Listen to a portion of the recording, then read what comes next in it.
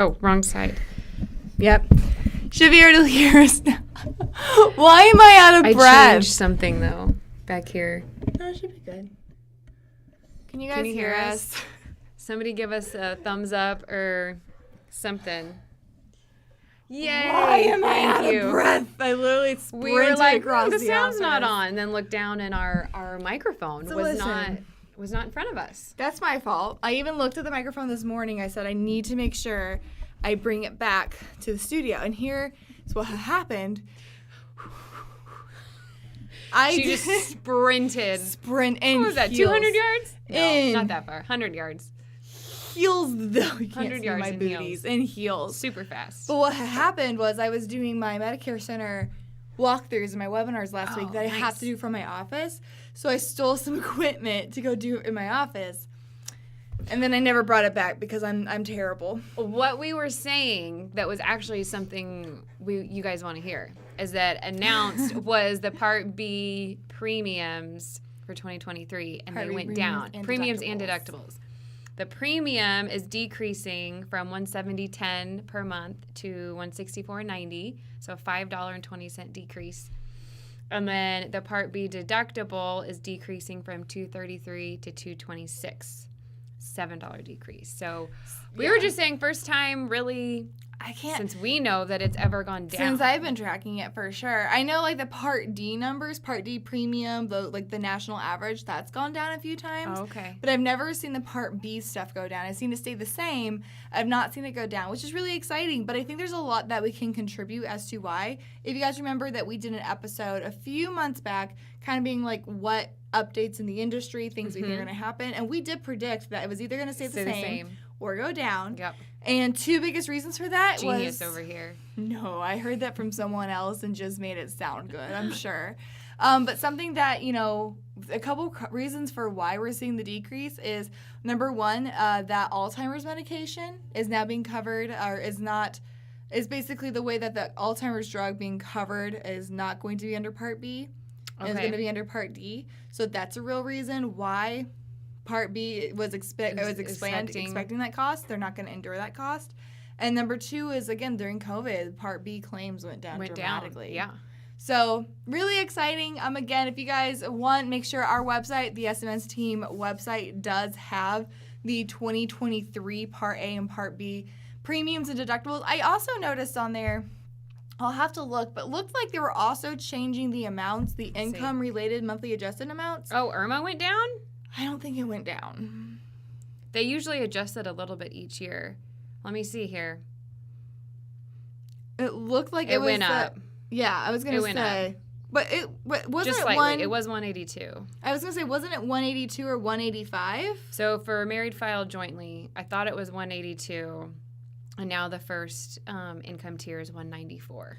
So that's actually good. That means if you made. Oh yeah. So it's really good. Yes, it's good. Yes. So the monthly adjusted amount, because I think maybe I'm getting confused. You would know way more than me, but it's 182 if you're filing joint. Was it 85 if you're filing individually? Was it 85? Basically, the income levels that you could have are at a higher threshold. They're at a higher level. So somebody last year this year who was making 182 would have a higher Part B premium. This year, the premium is actually going to be lower because they do not fall in the IRMA. It was 87. I want to say it was 87. You're gonna know more than I am. 182. You're gonna know more than me. Could be wrong. So they're gonna have if somebody made last year 182, if they make less than 193 this year.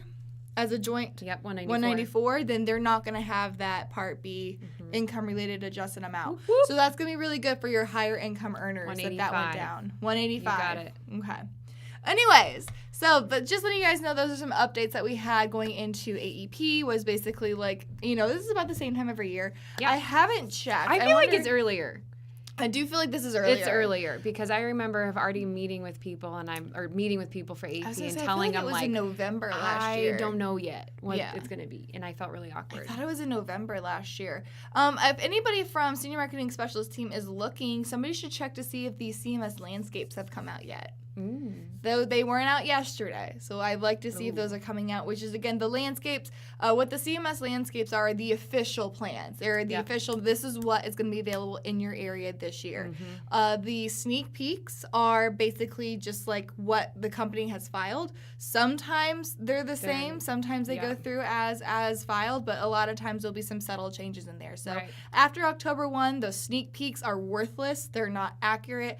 We use the landscape. So I'm wondering if the landscape has been made available. We'll have to look. I'll see if I can take a look. So what are we chatting about today? Today on the Medicare Cafe, we're going to be talking about your AEP checklist. Yay. We are 4 days until October 1st.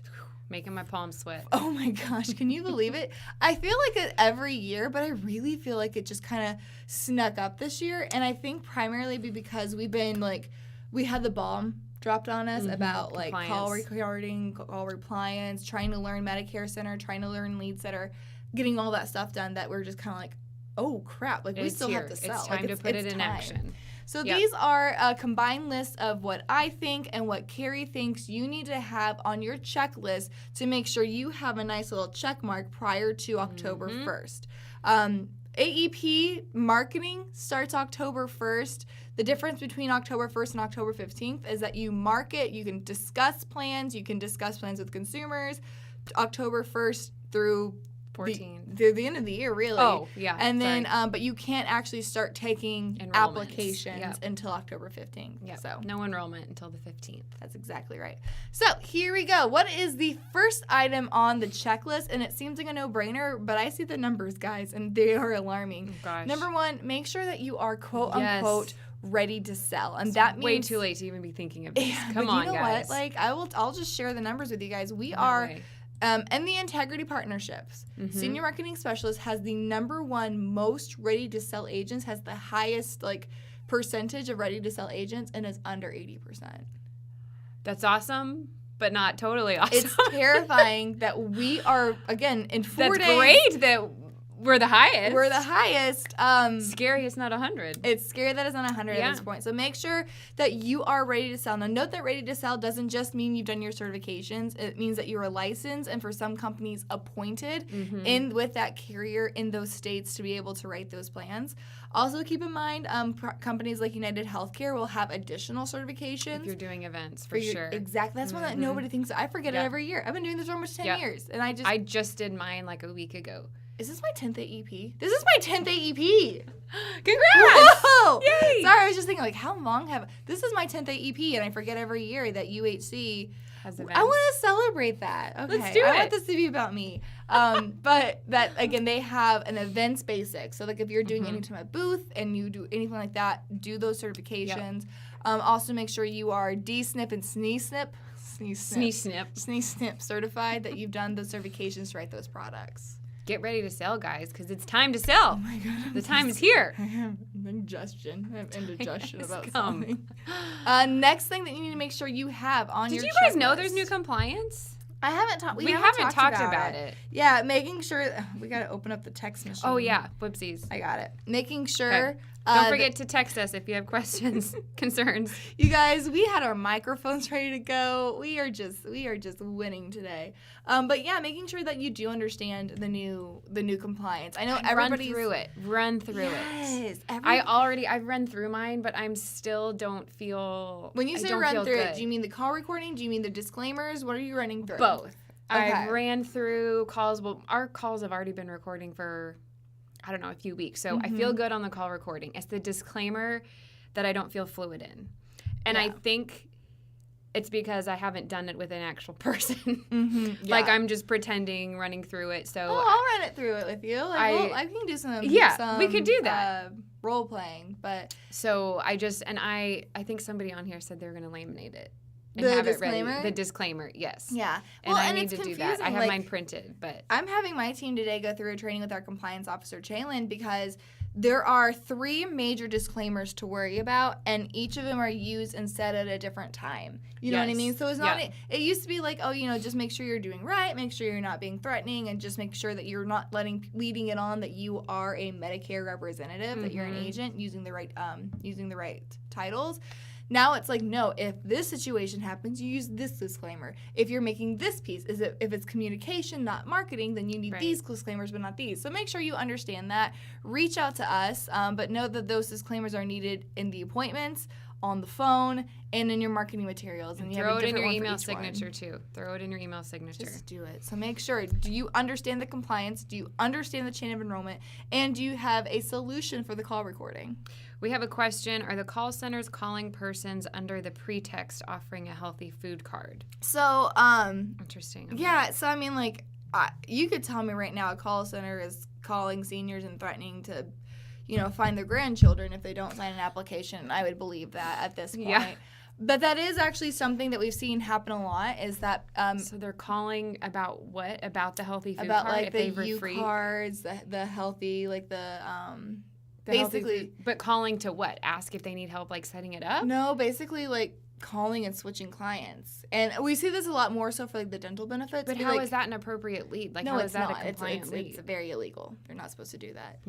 Yeah, just like telling seniors that where their grandkids live is illegal. Like, you can't, it's frowned upon. Yeah. And so, like, basically, I haven't seen it so much. I believe it. I haven't seen it so much for, like, the healthy food cards. I have seen it for the dental benefits. That happened to you, where somebody thought they were signing up for a dental plan. I mean, like, it wasn't a call center. Oh, gosh, but someone thought they were signing for a dental plan. It was actually them switching Medicare Advantage plans. Yep, they joined a Medicare Advantage plan because of the $1,000 benefit, which kicked them out of their supplement and drug plan. And they just thought they were joining a dental plan. Yeah. It happens a lot. And again, I know somebody on here mentioned that they received Medicare cards soliciting me, and the caller ID said Tiffany. Those callers, man, those IDs are getting really tricky. So it happens. And warn your clients, since we're talking about this, warn your clients about, like, just like the increase in spam. They're going to be. Like, it's going to be wild. What's the word I'm looking for? Solicitations? But also just scammers, I guess. Yeah. But scammers, like people trying to get your money. I feel like there's an increase in that. I think there is, just towards the end of the year anyways. It's the holidays. There's a bunch of stuff going on. So I think, like, people are home. I think, absolutely. Eugene asked, what are the 3 disclaimers? So the 3 disclaimers that you're going to have, and let's come back to that at the end, Eugene, because I want to be respectful of everybody's time. But there are 3 disclaimers. 1 claiming that you're not representing Medicare. 1 claiming that you don't represent all Medicare Advantage companies, and so they need to contact 1-800-Medicare. And 1 saying that if they respond to this message, then a licensed sales representative will be contacting them. So let's wait to the end of this, and we can go into a little more detail about those disclaimers. The next one is going to be e-applications. Make sure you understand, just like I think tech in general, but especially since MedCenter's changed. MedCenter looks so different. It looks so different. And a few of the carrier sites have had big updates the last week too. Oh, really? I got on, was it Anthem? I think it was Anthem yesterday. Looked completely different. And that's the like the producer worst. Looked really different. Well, and, like, you don't want to have to figure out when you're sitting down with an appointment, you made a sale, and now you have to, like, fumble through an e-app. I was on the phone with a client. I was like, oh, let me check that real fast. And I was like, whoa, sorry, they updated their site. Hold on just a minute. And I hate doing that when I'm on the phone. It's just not comfortable. No. So making sure, again, understand, like, I would also say make sure you understand the HRAs, the health risk assessments. Those are basically an additional process for your clients to take, but you receive big bucks if they do it during AEP. And then, of course, just understanding, like, troubleshooting and common errors. What are the biggest mistakes or biggest issues that we see during AEP with these, e-applications, Medicare Center, Medicare app, things like that. And understanding that, all of my Advantage apps, applications, don't do them through MedCenter or you won't get that HRA. You have to do them directly through the carrier site. Yeah, a lot of them. And it's hard because there's, like, Medicare Center, Medicare app, and Medicare Link. Medicare app, every one of them you can do the HRA through Medicare app. You can? Yes, you can do. Whoa. I can't think of a company that you can't do through Medicare app.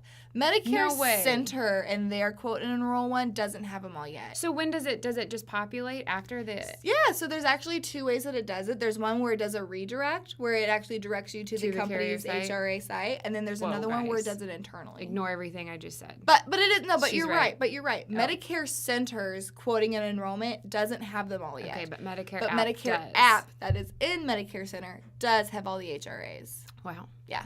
So Marilyn said you mentioned the compliance list. Where is the best place to find that compliance information? the best place, again, it depends on how you learned. We do have some white papers on it. Just go to smsteam.net. Make sure you're logged in. You can look at the AEP toolkit.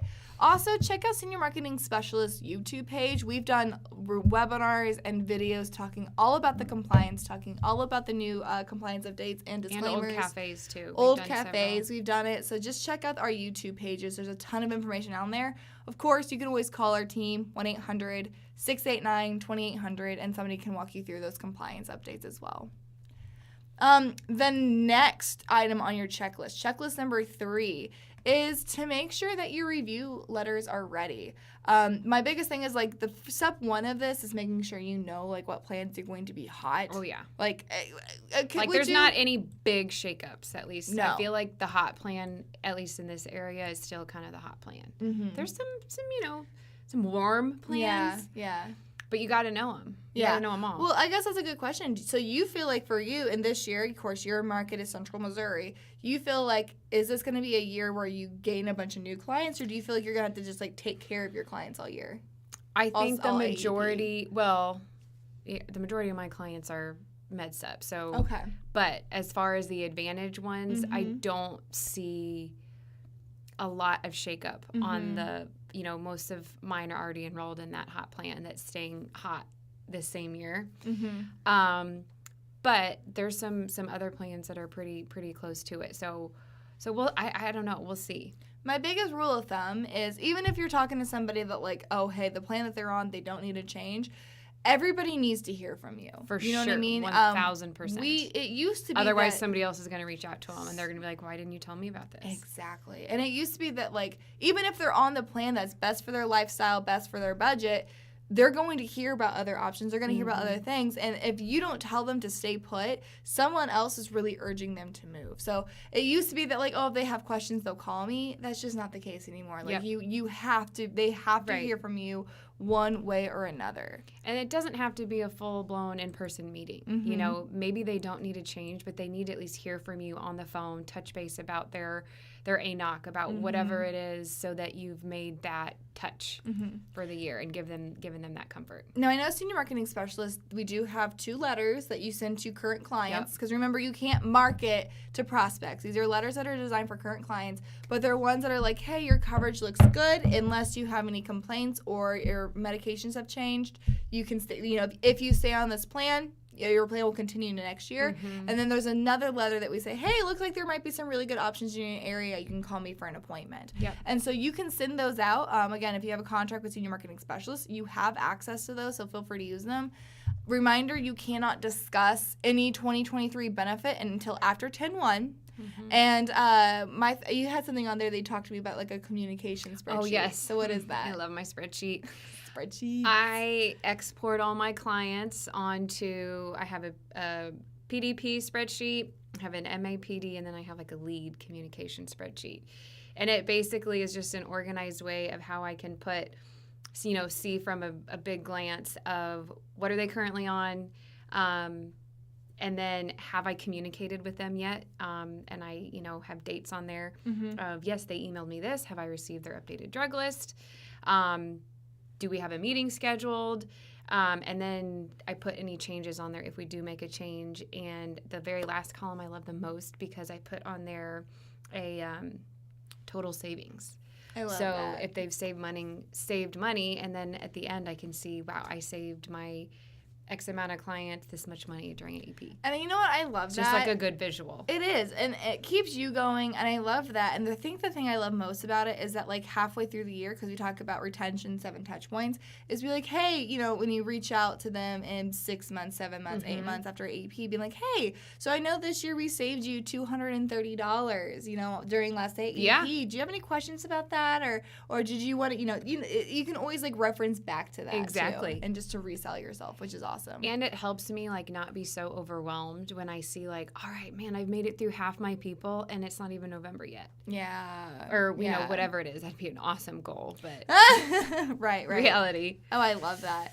The next thing that I recommend that everybody does prior to October 1st, if you possibly can, is get your client's drug list. Reminder, you cannot talk about 2023 benefits until October 1, but you can go ahead and attain those drug lists and just saying, we need this for your annual I've already review. received a ton of them. And again, it's so awesome because you can start to kind of see who's going to go through those major changes. And the best part is that during like that period between October 1st through October 14th when you can't sell, but you can talk, run those drug lists and really see like, like this person needs to be shopped with. This person needs to be looked through again. Well, and what we do is we've already been getting them. And so my assistant, she's already put all the drugs in Med Center. So October 1st, once the plans are there, the drugs are already in there. We just need to actually run and see what's available. That's so helpful. That's just cherry on the cake. It really will streamline your appointments during AEP to get that. Absolutely. The next one is my recommendation is to prep your meeting space regardless of where that meeting space is. One thing that I always recommend that people do, and this is actually a tip I got from Dan Mangus, was if you have an office and you have like a waiting room in your office, go take the time and sit 10 minutes in your waiting room and see what you notice. Do you notice like there's wallpaper, right? Is there wallpaper peeling?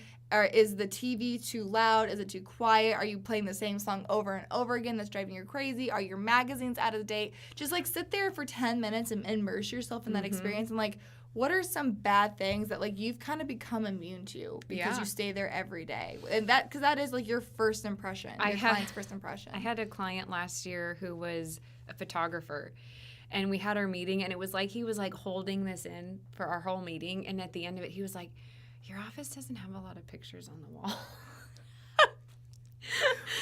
I was like, yeah. You're right. We don't have many pictures on the walls over there. Yeah.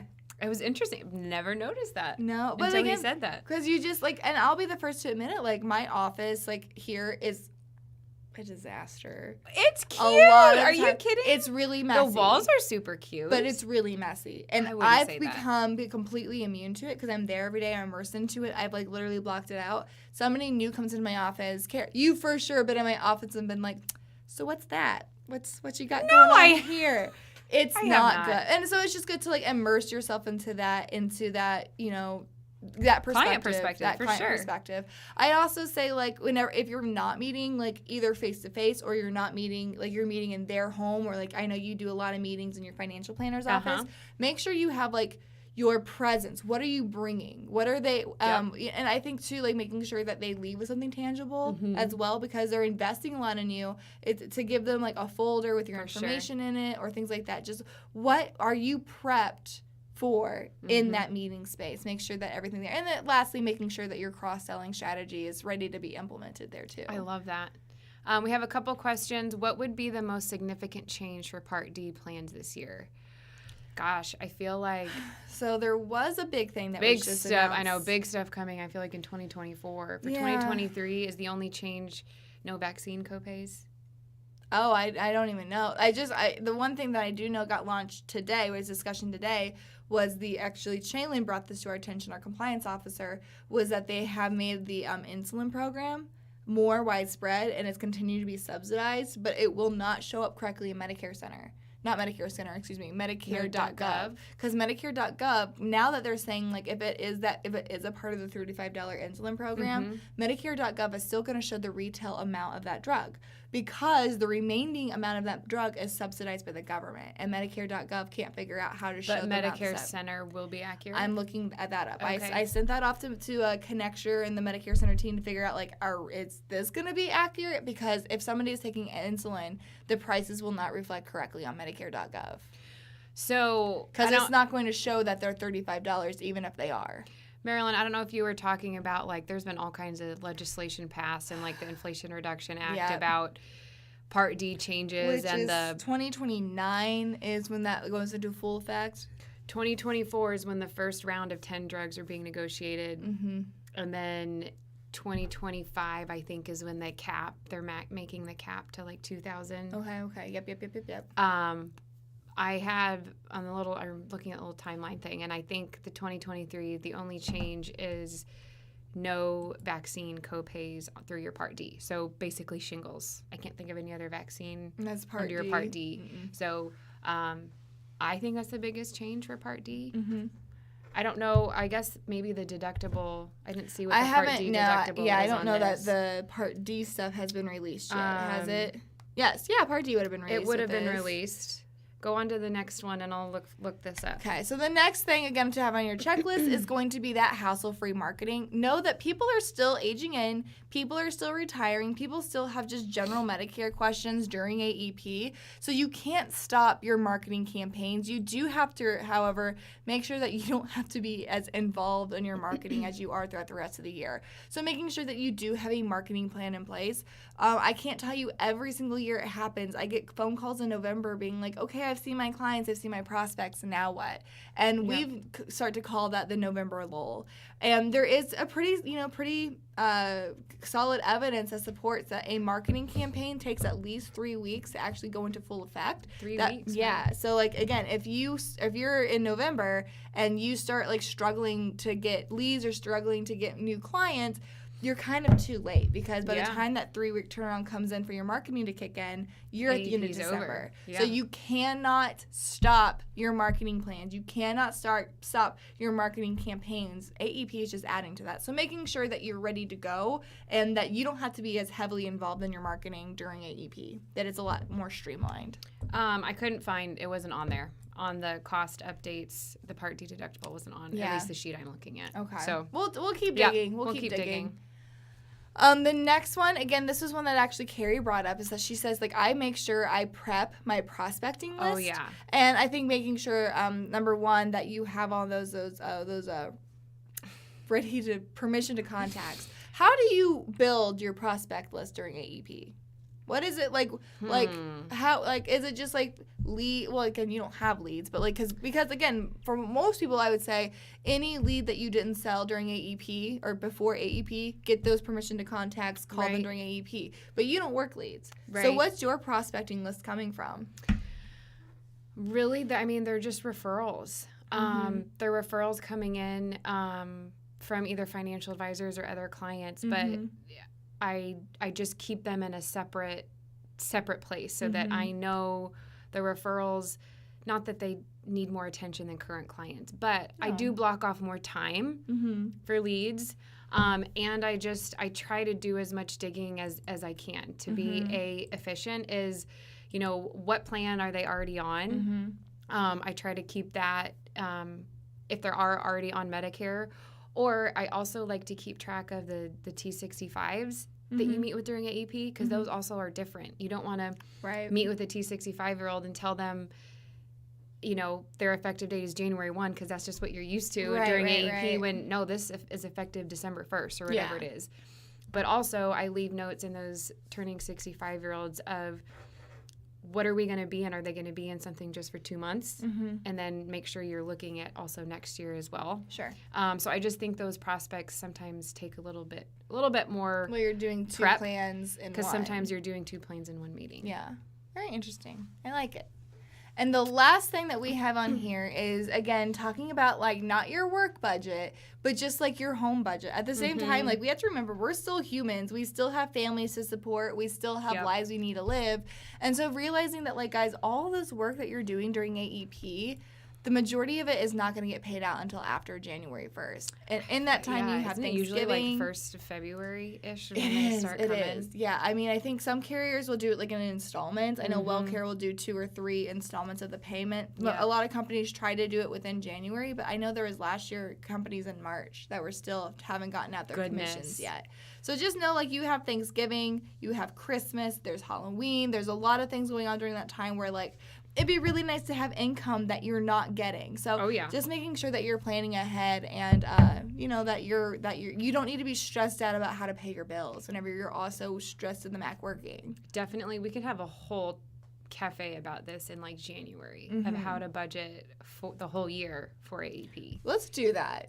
Because I honestly need to learn that, too. Because I don't budget. I get a paycheck, and I'm like, I have all the things to buy. Yep. And then I'm like, oh, wait, never mind. Now I'm broke. Yep, absolutely. So just keep that in mind. Make sure you can afford that 12-foot tall skeleton. Very true, Benjamin. Very true. I mean, like, let me ask you this. Is there a holiday that you go all out on? I have a few people in my holiday. life, God bless them, and I love it because it's so entertaining that they go ham. Are you talking about like decorations? Yes. Decorations or just like vibe. I don't know how else to say it. I'm a big Christmas girl. You know, Yeah. I really like Christmas. Yeah. The older my kids get, though, I mean, they're pretty excited about Halloween, too. So I'm Yeah. slowly getting more Halloween stuff. What are your kids being for Halloween? A ghost, and I don't know about the younger one yet. Nice. Mine's going to be a 1940s football player. Oh, mainly that's because very specific. Why well, 1940s? Well, because it's cute. Well, yeah. And he, like, form tackles everybody and everything. So now we're like, okay, well, now it's appropriate. Yeah. You know, and football's his favorite thing. Anyways, all that being said, making sure that you do have in your, you do have a budget plan for. Table that one for a January topic. We do need to talk about, like, and even, and that's what it's so important to think about, because I'm talking about, like, how do you survive 3 months without receiving, you know, your normal commissions. And then it's like it's just as important and just as dangerous what happens when you get your commissions. And how do you make that last for the next year, reinvest that into your business. Lots of strategies there. So anyways, guys, that is the Medicare Cafe checklist that we recommend. I think there was 9 different checklist items that we recommend doing to make sure that you are ready to go in 4 days. 4 days. 4 days. So hopefully most of that stuff has already been checked off. Hopefully, like, you guys are like, oh, yeah, this is just a good reminder. Done that. Hopefully you're not just like, oh, I have so much to do and so little time to do it, because that's terrifying. I feel good about this group. They're on it. You guys got it. Don't have any text questions. Oh, I did see a question come in. Would it be a negative for the high deductible G plans? Honestly, it's all about just like what's important to somebody. Yeah. I like the high deductible plans. It depends on, again, for the high deductible Gs, it depends on like your state. For example, in Missouri, a huge reason why people like to be in Missouri, this also goes for Nevada, California, Illinois, a lot of places like that. The reason why that people enjoy being in those states is that they get to change plans every year. Well, there's not a lot of companies that offer a high deductible G, so it really does limit, you know, what your you options. Can do like plan wise. For sure. I think high deductible plan G plans are really great for individuals who like the idea of higher risk, lower upfront costs, pay a low premium, you know, and things like that. But they also want to use whatever doctor they want to use. They want to be able to go in and out of network. So it's a really good kind of middle ground between a MedSup and a Medicare Advantage. However, I would argue that if you're in a state that offers a Medicare savings account plan, like Zing or Lasso, those actually fit those clientele better because they actually get paid to be in that versus paying for that. I agree 100%. And I feel like I get asked the most about high deductible plans from a retiree who's, you know, maxed out their HSA. They're used to those high deductible plans that they've been on and contributing to an HSA account, which is really a good handoff to a Medicare savings account. I said and that would be my point is I know Medicare savings account aren't widely available. They've become so in the last 3 years. But again, just to reiterate, I would probably choose an MSA over a high deductible plan G. Agreed. If available. Yep. Good question. Agreed. Any other question? How do you feel? Again, if you guys have any questions or comments, please put them in the questionnaire box or text us. We'll keep an eye on it. But just last thoughts. How do you feel? How confident are you for next Saturday? How confident are you going into Saturday? I'm confident. I feel leery about the What's keeping you disclaimer. up? That's my question. What's keeping you up about right now? Probably just the overwhelm, the speed, you know, just the busyness of that's always just stressful. Do you feel any more stressed out this year than in years past? Because no, because that happens, like that stress last of like year I this had is a me crazy 2-week-old baby. So ooh, yeah, you're not the right person to ask. There will be nothing that compares to that AEP. Yeah. But I also, there is no like big booming new hot plan. Yeah. So I think that is what makes this a little bit calmer of an AEP. I think that's a good point. Which is good since there's new disclaimers to get used to. But okay. Good. Yeah, Well, that's my opinion. If you guys are interested in utilizing the Medicare Center platform, I am doing another training this Thursday at 10 a.m. Central Standard Time. So go to our website. You can register for that. Other than that, guys, I think we nailed it. Also, keep in mind, we do continue to do Medicare Cafe during AEP. Yes. But they're just like short check-ins. They're like, what was the biggest, like a thing that I like to do during AEP is what was the number one problem or the number one question this week? And just kind of discuss that. Yeah. And so we'll keep them like 10 minutes so you guys can check in and then get on with your day. So we will continue Medicare Cafe, just much, much, much shorter. This will be my first AEP on the cafe. I'm really excited for you. I think you're going to have a lot of insight to offer everybody. I hope so. Yeah. Awesome. All right. You guys have a fabulous rest of your day. And until next time, have fun. Make money. And give impeccable service. Thanks, guys. Thank you.